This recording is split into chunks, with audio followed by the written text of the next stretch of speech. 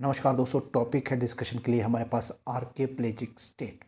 आर्किपेलागिक state जो है वो क्या होती है, इसको डिफाइन किया गया है article 46 clause A of the United Nation Convention on law of sea में, जिसमें कि कहा गया है archipelagic states means a state constituted wholly by one or more archipelago and may include other islands।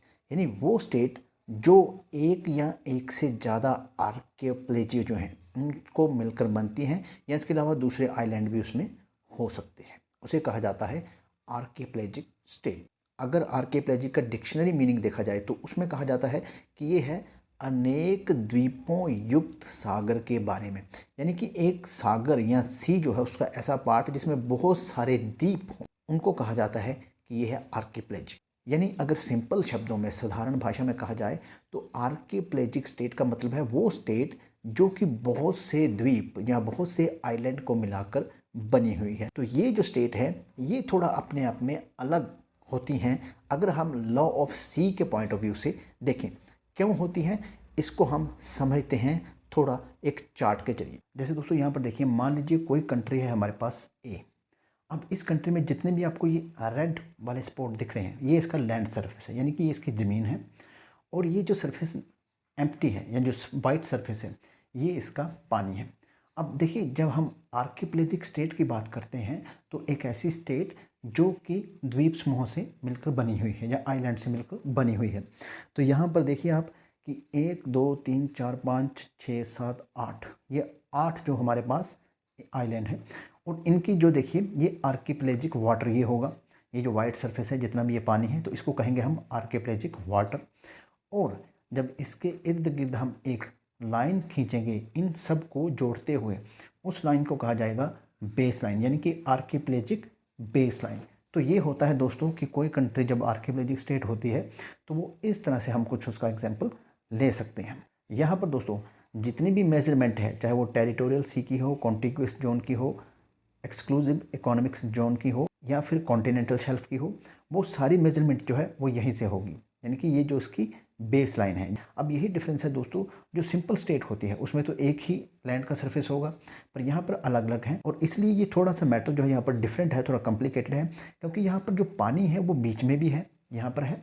अब इस पानी को कैसे डिसाइड किया जाएगा, इसमें से रूट्स बनेंगे शिप के लिए या एयरक्राफ्ट के लिए कि नहीं बनेंगे, तो वो कैसे बनेंगे। और ये जो स्टेट है ये कैसे अपना जो वाटर है, जो सी वाटर है जो इसके बीच में है, उसको कैसे मैनेज करेगी। तो इसलिए थोड़ा सा ये स्पेशल काइंड ऑफ ये कंसेप्ट बनाया गया जिसको आर्किपेलागिक स्टेट के नाम से जाना गया। जो डेफिनेशन है दोस्तों आर्टिकल 46A के अंडर जो है आर्किपेलागिक स्टेट की, उसमें ही एक वर्ड यूज़ किया गया है आर्कियोप्लेजियो।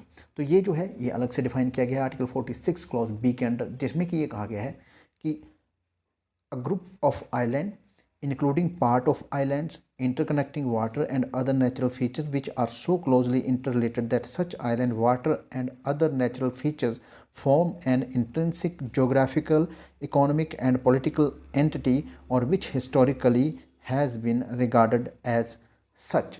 ये अपने आप में एक बॉन्डिंग होते हैं, जितने भी ये आइलैंड होते हैं ये ज्योग्राफिकली, पॉलिटिकली, इकोनॉमिकली एक दूसरे से जुड़े होते हैं। जैसे कि एक देश होता है जो कि एक सिंगल टेरिटरी होता है, सिंगल लैंड का पीस होता है, तो उसमें हर एक चीज़ जुड़ी होती है। तो ठीक उसी तरह से ये जो आर्किपेलागिक स्टेट है, चाहे ये अलग अलग लैंड के पीसेस होते हैं द्वीप या आइलैंड के रूप में, बट ये आर्किपेलागिक स्टेट होते हैं और इनको इकट्ठे एक एंटिटी के रूप में देखा जाता है। एग्जाम्पल मैं आपको पहले बता चुका हूँ, जैसे कि इंडोनेशिया है, अलग अलग द्वीपों में ये बटा हुआ है, बट इनकी जो बॉन्डिंग है कंट्री के रूप में है। उस तरह से बहामास है, फिजी है, पापुआ न्यू गिनी है और फिलीपींस भी आते हैं। और इन सब ने अपने आप को आर्किपेलागिक स्टेट डिक्लेयर किया है 1982 की United Nation Convention on law of sea के अंडर। अब दोस्तों सवाल ये आता है कि ये कंसेप्ट क्यों है लॉ ऑफ सी में आर्किपेलागिक स्टेट का।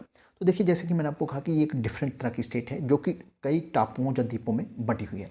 अब टापू और द्वीपों के बीच में जो पानी होगा सी का, उसको कैसे डील किया जाएगा, इसकी बेसलाइन कैसे बनेगी, इसकी टेरिटोरियल जो वाटर होगा वो कैसे बनेगा, और उसको कैसे उपयोग किया जाएगा, जो पानी टापुओं के बीच में होगा उसको कैसे उपयोग किया जाएगा, क्या उसमें रूट्स होंगे शिप या एयरक्राफ्ट के। तो ये सब चीज़ें जो है इसको थोड़ा सा सेपरेट, अलग, डिफरेंट तरह का एक स्टेट बनाती हैं, इसलिए इसको सेपरेटली डिस्कस किया गया है। जितना भी पानी दोस्तों बेस लाइन के अंदर होता है, विद इन बेस लाइन होता है, उसको जो कहा जाता है आर्किपेलाजिक वाटर कहा जाता है। और इस पे जो स्टेट होती है उसकी पूरी सॉवरेनिटी होती है। अगर कोई एग्जिस्टिंग एग्रीमेंट है या ट्रेडिशनल फिशरी राइट्स हैं या फिर एग्जिस्टिंग सबमरीन केबल है, यानी कि किसी तरह की कोई केबल्स या तार वगैरह डाली गई है पानी में, तो उसको जो है वो एज इट इज ही रहने दिया जाएगा, उसमें किसी तरह की डिस्टर्बेंस नहीं की जाए। और जितने भी शिप्स हैं दूसरे देशों के, वो इनोसेंट पैसेज का राइट जो है वो एंजॉय करेंगे इस आर्किपेलाजिक वाटर में। और साथ ही साथ इन शिप्स के रूट्स या एयरक्राफ्ट के जो भी रूट्स जो भी उस देश ने, जो आर्किपेलाजिक स्टेट होगी,